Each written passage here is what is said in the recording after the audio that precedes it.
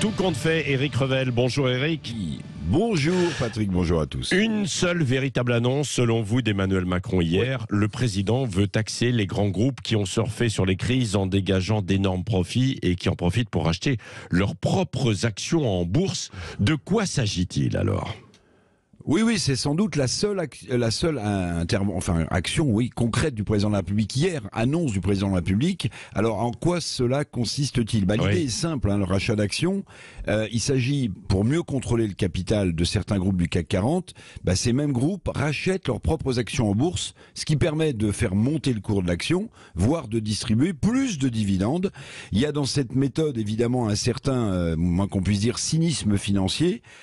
C'est cette pratique qu'Emmanuel Macron veut encadrer, mais le président a parlé vaguement d'un mécanisme à ajuster pour essayer de contrecarrer ces achats d'actions.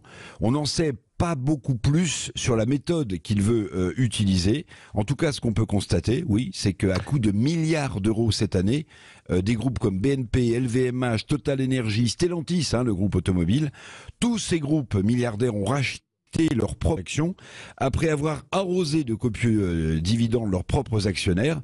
À noter qu'aux États-Unis, Patrick Sétic, aux États-Unis, pays libéral s'il en est, cette pratique de rachat d'actions est très taxée depuis que Biden est au pouvoir. Oui.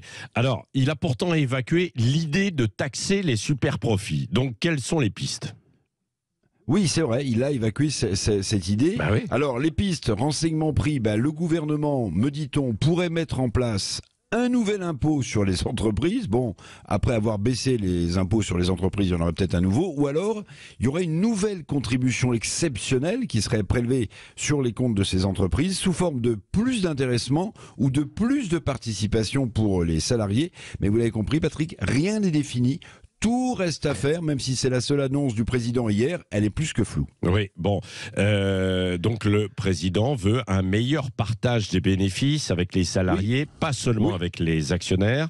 Mais il n'y avait pas eu un tel accord de signé il y a quelques semaines, au mois de février ?